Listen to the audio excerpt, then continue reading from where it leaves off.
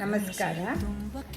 60 ವರ್ಷದ 60 ಆರೋಗ್ಯ ಟಿಪ್ಸ್ನಲ್ಲಿ ಇವಾಗ ನಾವು ಬ್ರಹ್ಮಚರ್ಯ ಸ್ಟೇಜನ್ನು ಶುರು ಮಾಡೋಣ.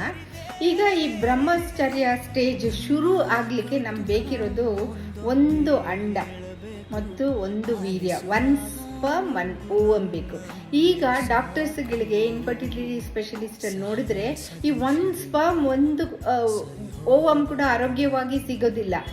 ಅದನ್ನ ಹೆಂಗೆ ಆರೋಗ್ಯವಾಗಿ ಇಟ್ಕೋಬೇಕು ಅನ್ನೋದನ್ನ ಬಗ್ಗೆ ಹೇಳೋಣ. ಯಾಕಂದರೆ ಇದೆರಡು ಆರೋಗ್ಯವಾಗಿ ಇದ್ದರೆ ತಾನೇ ಈ ಬ್ರಹ್ಮಚರ್ಯ ಸ್ಟೇಜು ಚೆನ್ನಾಗಿ ಶುರು ಆಗುತ್ತಲ್ಲ.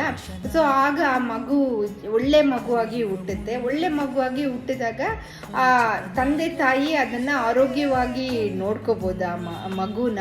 ಅದಕ್ಕೆ ನಮಗೆ ಒಳ್ಳೆ ಊಟ ತಿನ್ನಬೇಕು, ಮನಸ್ಸು ಚೆನ್ನಾಗಿ ಇಟ್ಕೋಬೇಕು, ಮತ್ತು spiritually physical, mental, spiritual and social health ಚೆನ್ನಾಗಿರಬೇಕು. ನಮಸ್ಕಾರ.